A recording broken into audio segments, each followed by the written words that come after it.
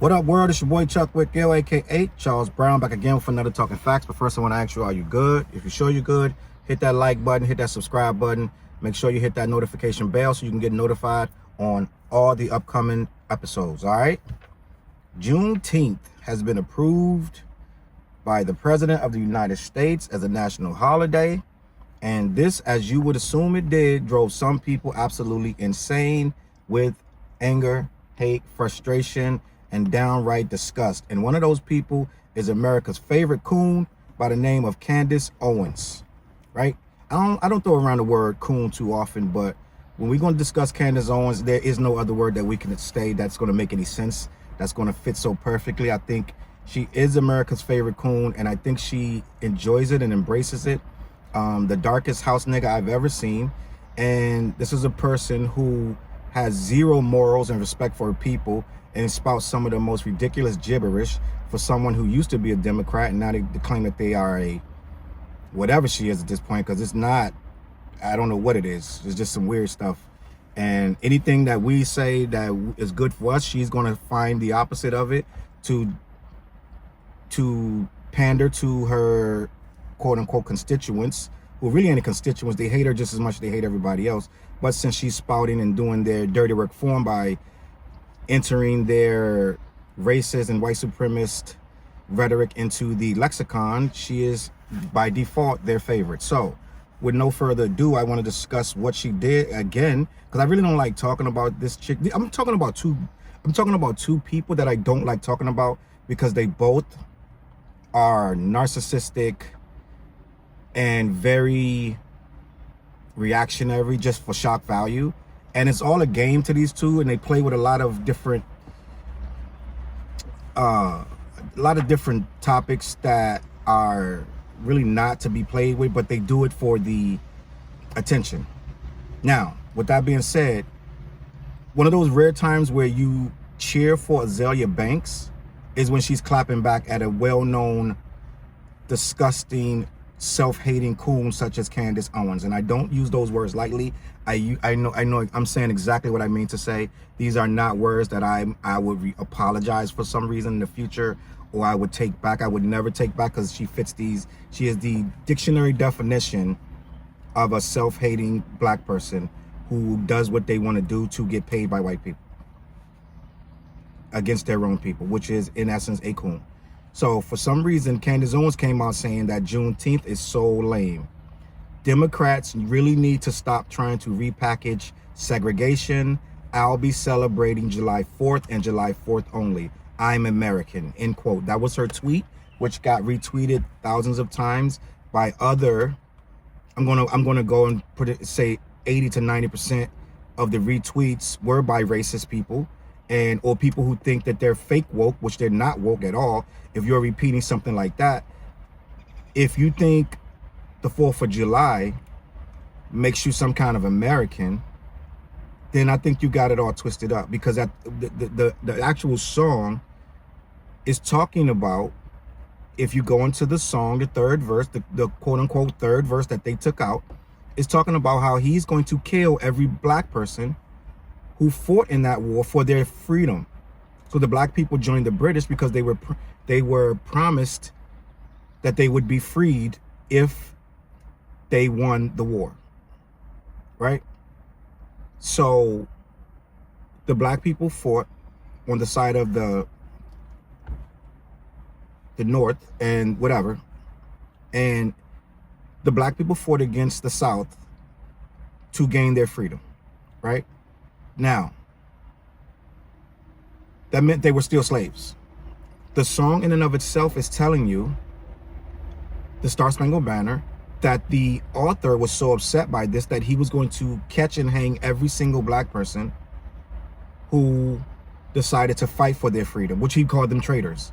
So rather than be slaves and fight with them to stay slaves, they fought against them so they could possibly be free, and therefore they're traitors. So they should be happy to be slaves up under this terrorist regime and continue to fight for him to have his freedom from whoever he's trying to get his freedom from, right? So what kind of backwards thinking is that? Yeah, you should be loyal to me, because when this fight is over, I'm going to put you back in chains and make you work for free and beat you and separate your families. That's what I'm gonna do. That's the way it should be and always should be, right? But Candace Owens somehow thinks that that's the way this should go forever, that we should always be in chains on July 4th, and she forgot that that part that she's celebrating doesn't include her, right? But let's just go on. So Juneteenth is the day that Black Americans in Texas were liberated 2 years after the Emancipation Proclamation, right? So, which is what Candace Owens refuses to celebrate. So, Azealia Banks, who this time flew in like Superwoman, she was the hero, hands down. This was not a debate. Azealia Banks was the hero. This chick, I don't even know if Candace Owens even responded, because there really is no response. I don't think she would want to respond. There really is. It would be some pseudo fake garbage I'm woke response or smarter than you response. That's all it could be, because it doesn't make, any of this will make no sense for you to respond to. But so let me go and read into what Azealia Banks wrote back to her in response. Quote, according to this logic, on July 4th, 1776, you would still be enslaved.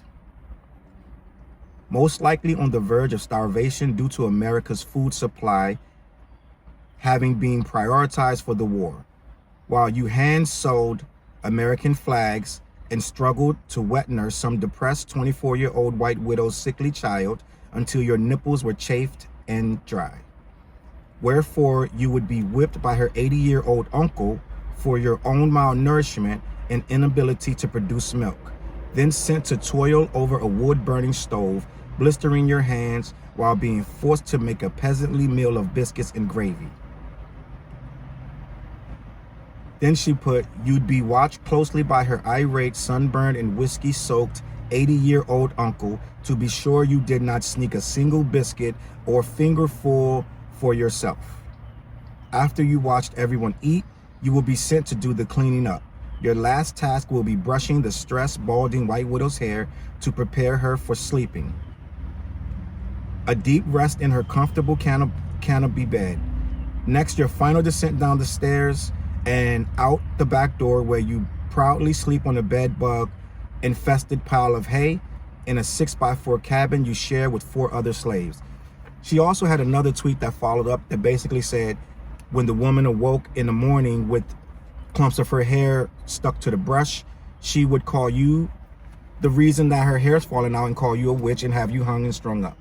And that's pretty much how it would have ended. And I applaud Azealia Banks for reminding this chick that while you're on Twitter and you have the freedom right now in 2021 to side with your oppressors and to sit back and make these assumptions that all of a sudden Juneteenth is lame and we as a people are lame and we're being puppets of Democrats for whatever, because everything you write is about Democrats and Republicans, which somehow, some way always seems to end up in you're attacking Black people by attacking Democrats by default. And I don't understand why you feel everything that we get from any type of angle needs to be attacked, but that's what your oppressors have rocked into your head. Now, the simple fact is, I'm beyond all of that. I don't even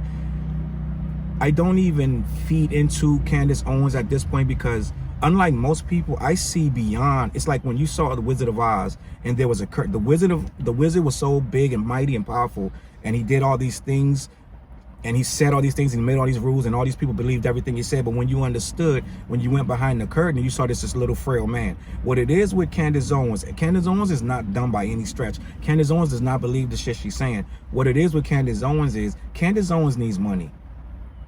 So when you peel back that curtain and you understand what this is all for, Candace Owens and these other coons that are on these platforms selling all this merch and making all these disparaging remarks, every time something comes about Black people in the news, they're the first ones to attack it and the first ones to say something negative about it, because they get paid to do that.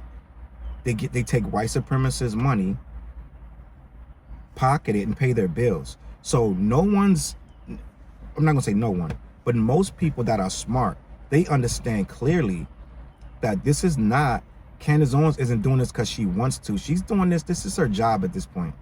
So anything she says at this point, you have to understand this chick sat down and thoroughly thought this through of how she was going to attack this in their words so they would like it, share it, and then go buy merchandise and send her to these places to speak as if she has some kind of intelligence.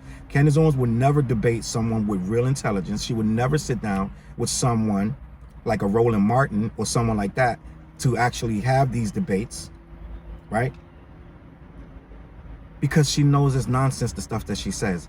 And with Azealia Banks is absolutely insane as well. But in this point, this was a black on black drive-by, and Candace Owens got sprayed up, laid down, and put in her place. And I applaud Azealia Banks. This is one of the few times I applaud Azealia Banks, because I think that she sometimes goes way too far in her remarks as well. But at this point, she aimed the gun at the right person, and the right person caught the shots. All right? So, Azealia Banks, kudos to you. I'm going to applaud you for being the one that would come out and check her the right way. This wasn't a back and forth. You pretty much laid it out, like basically like, bitch, you are a slave clapping up and down for your masters right now. And that's pretty much all you're doing. Jumping up and down, rubbing them on the back, making them feel good, right? For your little cornbread or whatever you're going to get. You disrespecting your whole race. And at the end of the day, you don't gotta like Juneteenth, which is your prerogative, but I don't think it's that. I think it's, you know, what the underlying white supremacist talking points are, the narrative that they're going to say about this stuff, because you read it, and therefore all you have to do is regurgitate it, and therefore you get clicks and likes from the other white supremacists who agree with you, and therefore you get paid. You get to pay your rent. Kudos to you. Enjoy that. But you are a coon, and that's all you're going to ever be until you decide to not be a coon. And on that note, I'm gonna get out of here. I'm gonna catch y'all on the flip. Let me know what y'all think about Candace Owens and Azealia Banks in the comments. Is she a coon? It don't matter what you say, because it's clear pretty much. The dictionary probably has her face in there as a coon. So you let me know what you think in the comments. I'm gonna catch y'all on the flip side. Peace.